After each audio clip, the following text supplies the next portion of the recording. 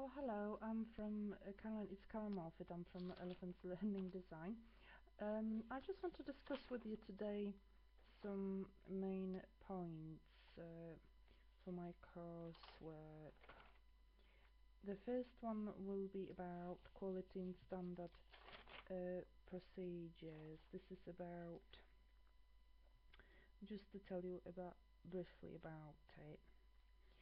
So as you already know, each company and each workplace there are guidelines that you have to follow, and obviously there are procedures that does have to be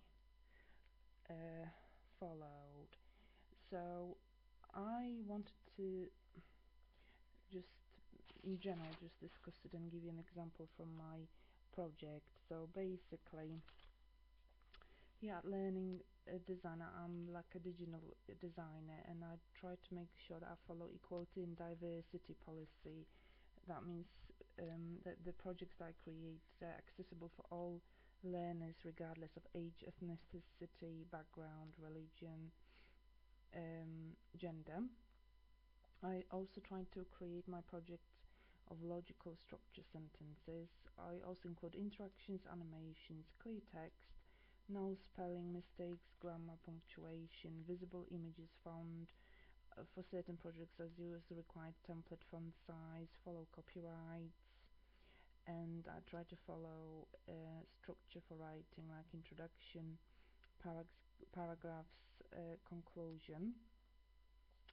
So basically that's just like a general quality procedures. Also I'll just explain to you what I've created recently.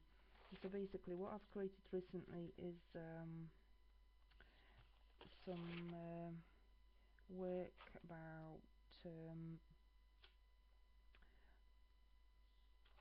well, the work that I basically created was about colors, and it was just basically about mixing colors. And in that project I've used Cover Color font. Font size was 72 and the normal size was 26. In this project I didn't want to make sure obviously that the structure is quite logical, so I've had like introduction, then obviously supporting paragraphs about mixing colors, and conclusion, ending paragraph, and also some resources. In addition to that, I've also made sure that I've used capital letters, because everything had to be in capital letters. It was informative, so learners could learn about mixing colours, various colours. There's quite a lot of interactions down there. They could drag and drop match colours in squares. They could see a rotating spinning circle, and at the end there was also a short explanation about what meanings of each colour. Like for example, pink is for love, red is for passion, so various meanings of the colours. And in addition to that, I used standard templates. I had to use required template that was in there, and I had to obviously use quite a lot of interactions like drag and drop, matching colours, mixing colours, and it was quite interesting, this because learners, it was just very informative for learners to learn about mixing various colors, about mixing like green, red, various shades, and they could create their own colors as well. So it was very interactive for them. In addition to that, I followed quality for the policy, because on this project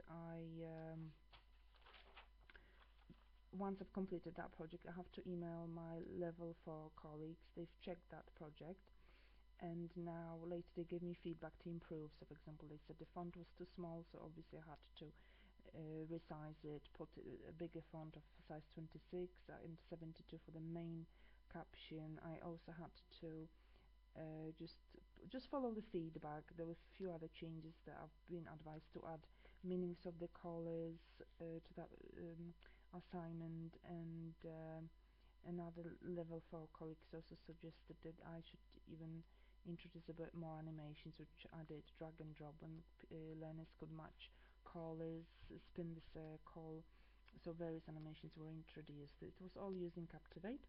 So once it was approved by level 4 colleagues, then later I presented it off to my manager, who also approved this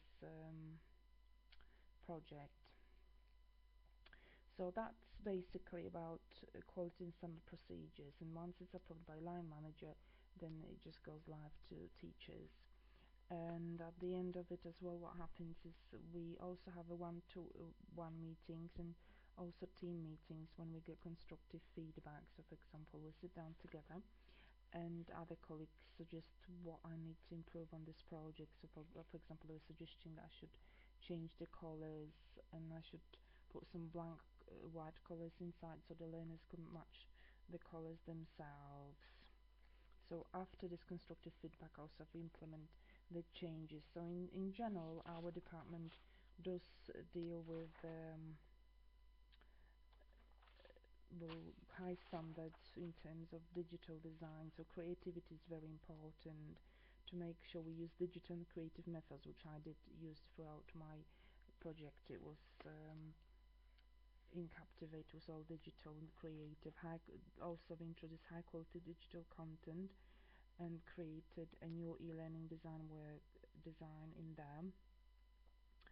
And I've created a lot of animations like drag and drop, spinning circle, hover over the boxes, drag one circle to another. I've used Captivate Animation Flash, matching colors, making it their own wheel, so you can see various options in here.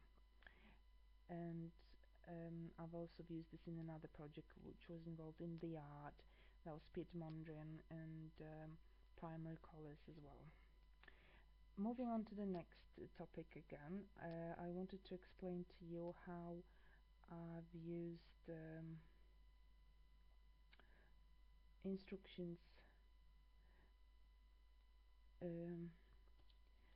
Sorry, I just wanted to move on to the next point here for you. This is about structure writing into a logical framework. So how I use logical writing, how structure I've used. So again, I'll give you an example of mixing colors again. That was part of my art project here at Elephant Learning Design. On there again, I've used title page, content page, list of illustrations, abstract summary, introduction, background, conclusion, recommendation, further research, references, and appendices. So again, I followed a simple structure. This was the structure that I followed. I've also followed like introduction, supporting paragraphs, and conclusions. On here, obviously, I was talking about mixing colors, introduction about them, small interactions like drag and drop, so learners could match the colors and interactions throughout this. Plus, in addition to that, I've also used well, just at the end conclusion about summary references. So it was very logical. Also, it was structures about mixing these colors, and also, as you can see, on this mixing colors, I've also used the various types of structure in terms of writing. I've used categorical type, where the series of equally important topics are addressed. So that was about mixing colors. Obviously, learners learned about various types of mixing colors, how they can mix the colors. It was interactive. They could drag and drop, match various colors, green to green, red to red, create their own color wheel. And also I use it chronological type of logical structure, where they could basically follow sequence of events as well. So on there was introduction, paragraph about how to mix colors, and conclusion.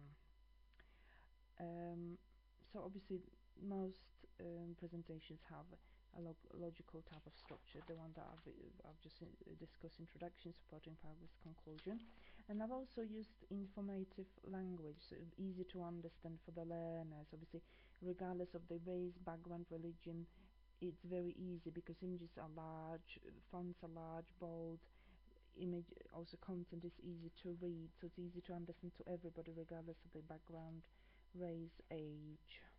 And in addition to that, I've used a very informative type of language. So for example, I've told the users what they were supposed to do, like for example hover over the boxes or match various squares, match various colors. So again, I've gave learners clear instructions what they were supposed to do during that presentation. And as you can see, the plenty of animation was very interactive. Finally, I just want to at the end just to also discuss with you what type of, how did I check punctuation, grammar, spelling and syntax.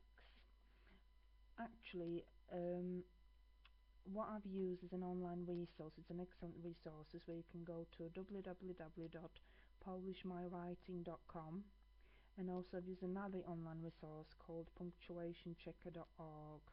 It's a very good resources because when I go to those websites, I just basically what I did, I copied the text and I've pasted the text that I've used throughout the presentation, and in case if there were some spelling mistakes, automatically they were underlined and I could just improve them. So that was quite easy to use as well. Well, thank you so much for your time, and I hope you've enjoyed today's presentation. Thank you.